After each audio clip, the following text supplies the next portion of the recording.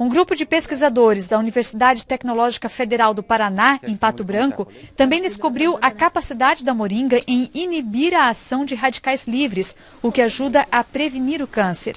A responsável pela pesquisa no Paraná gravou um vídeo comentando o resultado do trabalho. Os nossos resultados, eles comprovam que as folhas de moringa oleífera, além de apresentarem um elevado potencial nutricional, também apresentam um elevado potencial biológico, principalmente de atividade antioxidante. A moringa ela foi escolhida entre outras 800 espécies que a gente tem no nosso bag de plantas bioativas. Ela foi escolhida justamente por causa disso. Ela tem vários benefícios nutricionais, químicos, bioativos, mas ela é uma planta de fácil cultivo, fácil colheita, depende de pouco manejo. Qualquer pessoa pode consumir a moringa.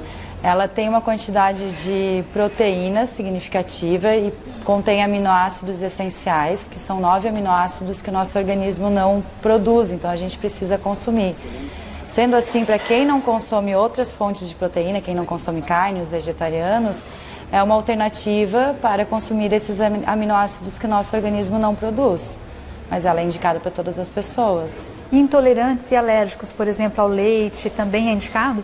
É indicado porque ela contém cálcio, né? A moringa ela tem um teor de cálcio elevado. A nossa alimentação tem que ter uma diversidade de alimentos. O que acontece hoje é que a gente tem mais de 2.000 espécies de plantas que poderíamos consumir e a nossa alimentação fica em torno de 20. Então, quando a gente mostra uma equivalência, por exemplo, de beta-caroteno, né, o precursor da vitamina A, entre a moringa, a cenoura e o fígado de boi, a gente não quer dizer para substituir esses alimentos pela moringa, mas sim para diversificar a alimentação e ter uma outra alternativa, fonte de nutrientes, para diversificar o prato.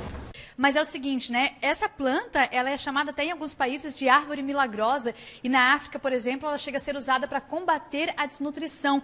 Aí o Dr. Juarez Furtado está aqui com a gente, ele é médico, clínico geral, pediatra, homeopata e ele tem um conhecimento bastante aqui em relação à alimentação, a importância da alimentação saudável para manter uma saúde, né? Doutor, a gente falou no bloco anterior que a farinha da moringa, ela reúne os principais nutrientes que tem todos esses outros produtos que a gente está mostrando, né? O ferro do espinafre, vitamina B do amendoim do feijão, o potássio da banana, o cálcio do leite e a vitamina A da cenoura. Só alguns exemplos do que tem na farinha. Por que é importante a gente ter esses nutrientes em uma quantidade suficiente no organismo para ter saúde? Qual é a relação?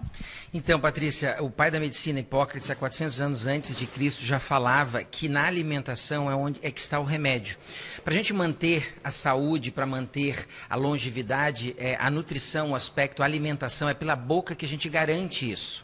Por isso que a gente hoje está tanto repercutindo a necessidade de se comer direito, além de atividades físicas, mas a alimentação moderna, que está acabando com justamente esse aporte de nutrientes, faz com que uma planta como essa, que engloba mais de 90 nutrientes, aminoácidos, elementos que você vê presente em vários outros alimentos, seja tão importante.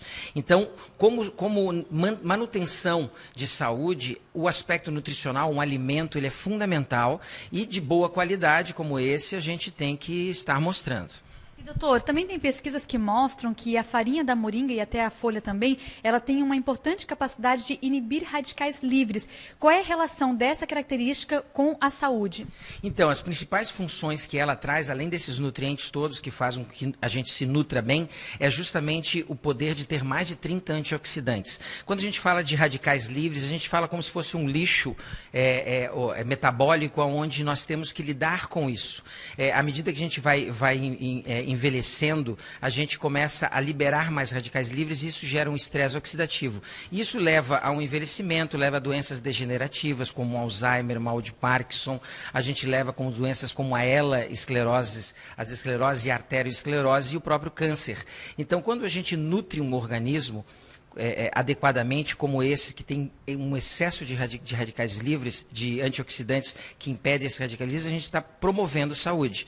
E é fundamental a gente entender que ela entra não só como um remédio, mas ela entra como um suplemento que deve ser utilizado não só em pacientes que estão adoecidos, mas também em pacientes com saúde, para a manutenção dessa saúde. Doutor, só para finalizar, também é importante que as pessoas que usem esse alimento tenham consciência de que ela é bom para manter a saúde, mas se for tratar uma doença, tem que ter uma orientação médica, né? Por exemplo, cálcio, para quem tem uma deficiência, tem que ter um acompanhamento, né? Claro, sempre quando a gente fala, inclusive, de alimentos, a gente tem que ter uma nutricionista acompanhando, a gente tem que ter um médico acompanhando, porque a questão de médio de veneno e de um remédio está na dose. Então, as pessoas têm que saber manusear. Quando a gente usa um excesso dessa planta, em pacientes que têm problemas renais, problemas hepáticos, pode trazer algum problema. Então tem que ser acompanhado de um profissional.